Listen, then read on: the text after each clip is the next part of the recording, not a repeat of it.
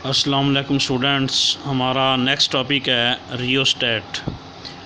तो सर्किट में जहाँ पर हमें रेसिस्टेंस तब्दील करने की ज़रूरत हो वहाँ पर हम रियोस्टेट यूज़ करते हैं। रियोस्टेट एक वायर वाउंड वेरिएबल रेसिस्टर होती है, यानी एक वायर से बनी हुई वेरिएबल रेसिस्टर होती है। इससे रेसिस्टेंस चेंज की जा सकती है। तो रियोस्टेट एक ऐसी डिवाइस है, याद रखिएगा, जो रेसिस्टेंस तब्दील करने के लिए यूज़ की जाती है।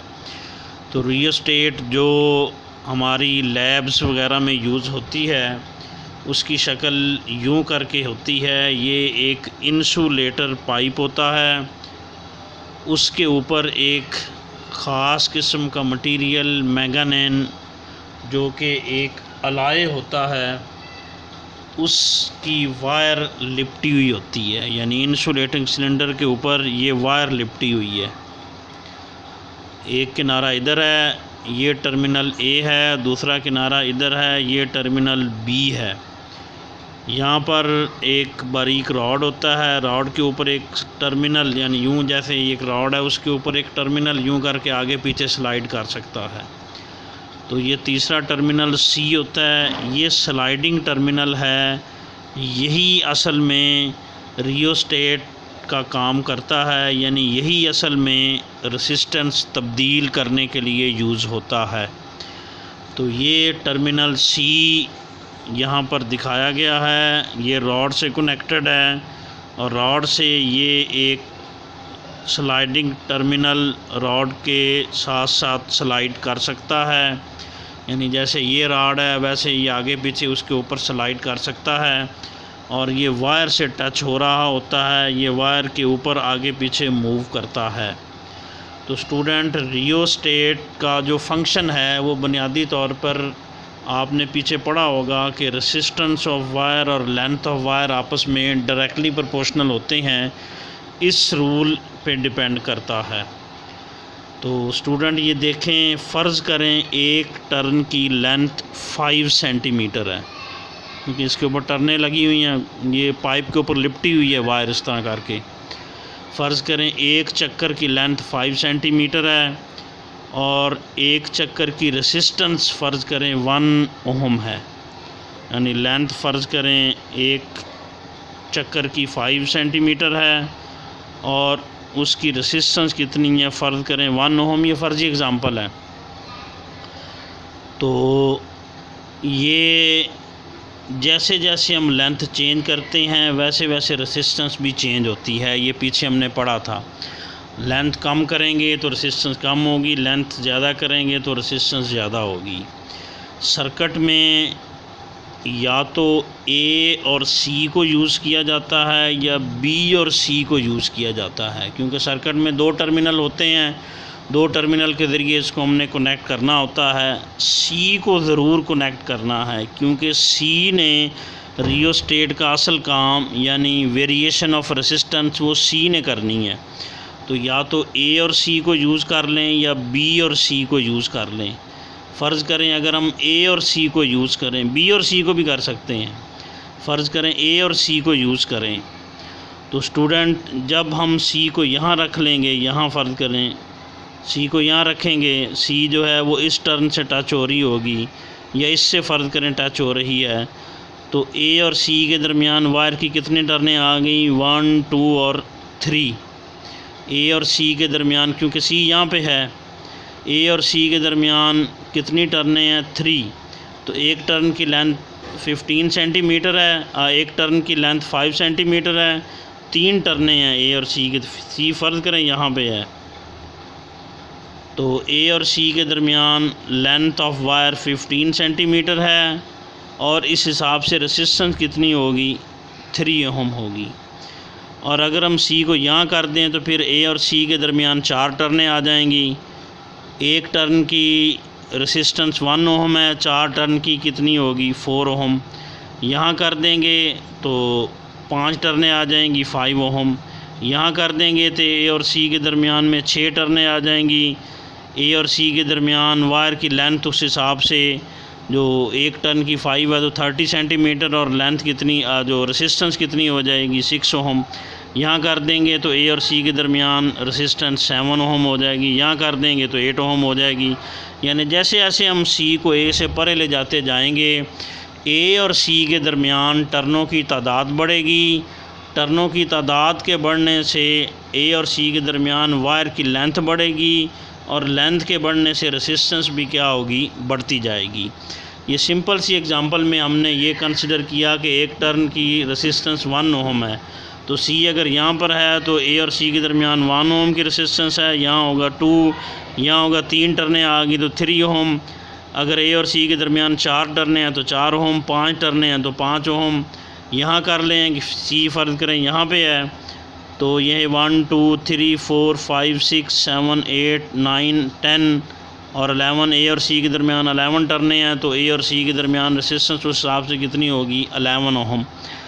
तो जैसे जैसे हम सी को ए से परे ले जाते जाएंगे, ए और सी के दरमियान वायर की लेंथ बढ़ेगी, उससे रेसिस्टेंस भी क्या होगी, बढ़ती जाएगी।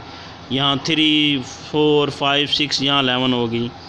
और जैसे जैसे हम सी को ए के करीब लाते जाएंगे, जैसे जैसे सी को ए के करीब लाते जाएंगे, वैसे वैसे ए और सी के दरमियान वाली वायर की लेंथ कम होगी, उससे रेसिस्टेंस भी क्या होगी, कम होती जाएगी। यानी यहाँ हमने पढ़ा 11 टर्नें, यहाँ कर देंगे तो ए और सी के दरमियान 10 टर्नें आ जाएंगी, तो रेसिस्टेंस 10 ओम हो जाएगी ए और सी के दरमियान।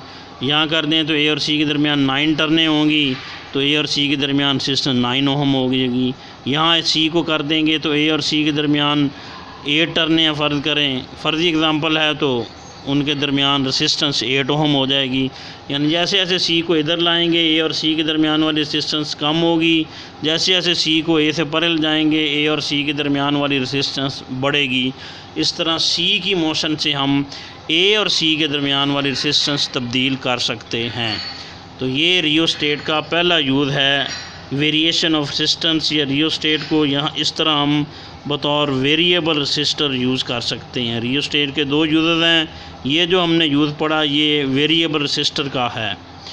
तो स्टूडेंट, रियोस्टेट का सर्किट सिंबल यूँ करके होता है, ये ऊपर वाला टर्मिनल सी आगे पीछे स्लाइड कर सकता है और इसकी मोशन से रेसिस्टेंस बदलेगी।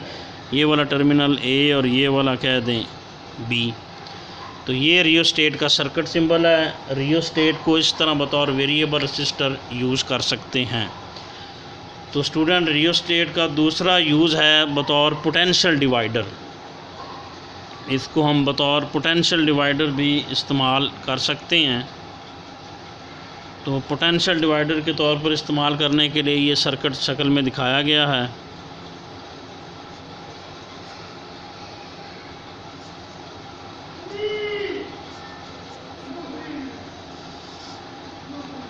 इस तरह रियोस्टेट को बतौर पोटेंशियल डिवाइडर हम यूज़ कर सकते हैं।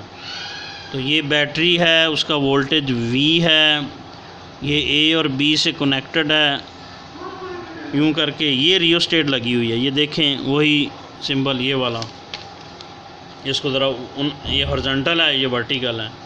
तो ये रियोस्टेट लगी हुई है और सर्किट में हम यहाँ पे A और C की बजाय B और C को यूज़ करेंगे। इस शक्ल में हम सर्किट में स्लाइडिंग टर्मिनल C के साथ फिक्स्ड टर्मिनल A और B फिक्स्ड टर्मिनल होते हैं और C स्लाइडिंग टर्मिनल होता है।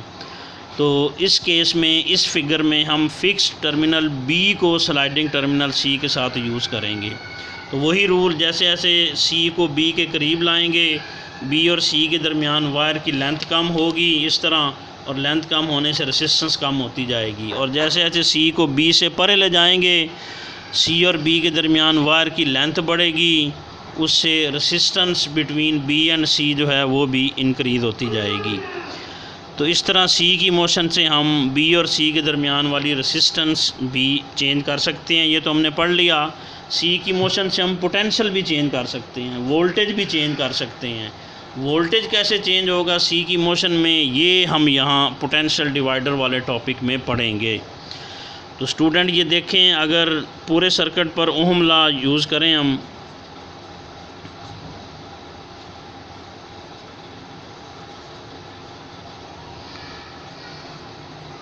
कैपिटल R वाली रेसिस्टेंस पर, तो ए कैपिटल आर रेसिस्टेंस बैटरी से कनेक्टेड है, वोल्टेज कैपिटल आर जो है वी वोल्टेज से कनेक्ट की गई है।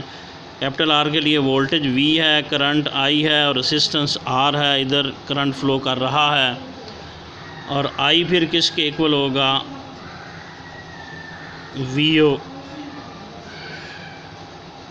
वी और आर के। और फिर हम ओहम लॉ यूज़ करेंगे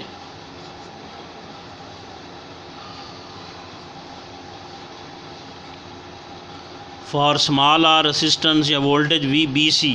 बी और सी के दरमियान में जो वोल्टेज याद रखिए वी बी सी है और बी और सी के दरमियान वाली रेसिस्टेंस स्मॉल आर है।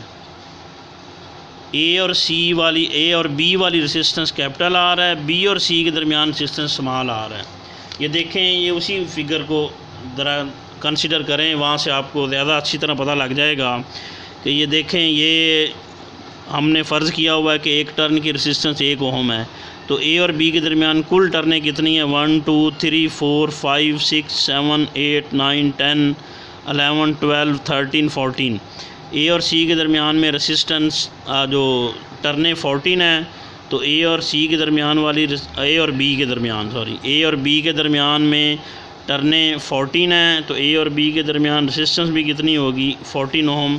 ये कुल रेसिस्टेंस है। तो वो कुल रेसिस्टेंस यहाँ पर क्या है, कैपिटल आर है।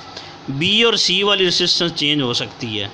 जैसे यहाँ बी और सी के दरमियान कितनी टर्नें हैं, 1 2 और 3। बी और सी के दरमियान 3 टर्नें हैं। तो बी और सी के दरमियान वाली रेसिस्टेंस स्मॉल आर होगी। इस फिगर में वो कितनी है, 3 ओम। तो ये फ़र्जी एग्जांपल है, कोई भी हो सकती है। अब ये फिक्स रहेगी क्योंकि टर्नें कुल तो उतनी हैं, कैपिटल आर रेसिस्टेंस फिक्स है, स्मॉल आर चेंज होगी। जैसे जैसे सी को हम बी के करीब लाएंगे, बी और सी के दरमियान रेसिस्टेंस कम होगी। जैसे जैसे सी को बी से परे जाएंगे, बी और सी के दरमियान रेसिस्टेंस बढ़ेगी। वही केस इधर है, ये ज़रा सर्किट सिंबल में है, वो पूरा जो फिगर में दिखाया गया है। तो जैसे जैसे सी को बी के करीब लाएंगे, बी और सी के दरमियान वायर की लेंथ कम होगी, उससे बी और सी के दरमियान वाली रेसिस्टेंस कम होगी। और जैसे जैसे सी को बी से परे ले जाएंगे, बी और सी के दरमियान वायर की लेंथ बढ़ेगी, उससे रेसिस्टेंस भी बढ़ती जाएगी। तो स्टूडेंट ये याद रखिएगा कि ए और बी के दरमियान कुल रेसिस्टेंस कैपिटल आर है, जैसे पीछे फर्जी एग्जांपल में बताया था, ये फिक्स ही रहेगी। बी और सी के दरमियान वाला रेसिस्टेंस स्मॉल आर है, ये सी की मोशन से चेंज हो जाएगी। बी और सी वाली रेसिस्टेंस स्मॉल आर है, ए और बी वाली रेसिस्टेंस कैपिटल आर है। कैपिटल आर फिक्स है, स्मॉल आर सी की मोशन से चेंज हो सकती है। तो ओहम लॉ अप्लाई करेंगे, बी और सी के दरमियान वोल्टेज, ओहम लॉ होता है V equal to I R. B और सी के दरमियान वोल्टेज है V B C, current I है और बी और सी के दरमियान रेसिस्टेंस कितनी है, स्मॉल आर है। तो यहाँ पर आई की वैल्यू हम पुट कर देंगे। ये वी बी सी, बी और सी के दरमियान वोल्टेज, यानी ये ओहम लॉ अप्लाई किया गया है ए बी के लिए और ये ओहम लॉ अप्लाई किया गया है बी सी के लिए। यूँ कह लें, ये ए बी के लिए है और ये किसके लिए है, टर्मिनल बी और सी के लिए। बी और सी के दरमियान voltage V B C, current तो सीरीज सर्किट आई रहेगा, resistance between B and C small R. तो यहाँ आई की वैल्यू पुट कर दें।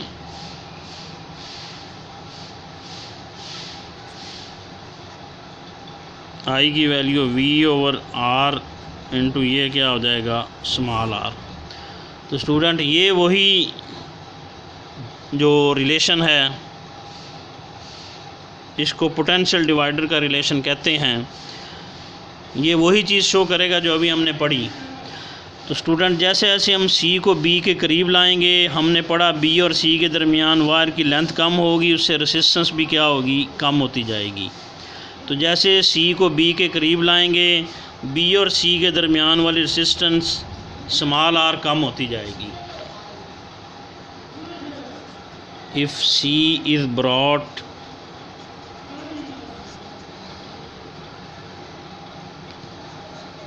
क्लोज कह लें या नियर कह लें, नियर टू बी। जब सी को बी के करीब लाएंगे, बी और सी के दरमियान वायर की लेंथ कम होगी, वैसे बी और सी के दरमियान वाली रेसिस्टेंस स्मॉल आर कम हो जाएगी, स्मॉल आर डिक्रीज़ हो जाएगी।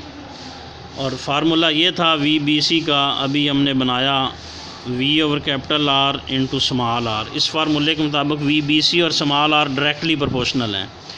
तो जब स्मॉल r डिक्रीज़ होगा तो VBC भी क्या होगा, डिक्रीज़ हो जाएगा।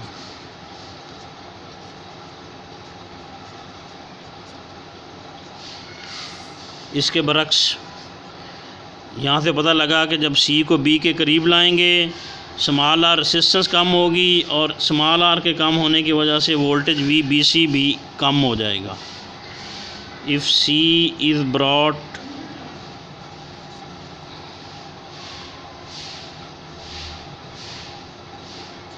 अवे फ्रॉम B, C को B से जब दूर ले जाया जाएगा तो B और C के दरमियान यूँ करके वायर की लेंथ बढ़ेगी, उससे resistance between B and C small r increase होती जाएगी। तो स्टूडेंट इस फार्मूले के मुताबिक जब स्मॉल r इंक्रीज़ होगा तो वोल्टेज VBC भी इंक्रीज़ हो जाएगा।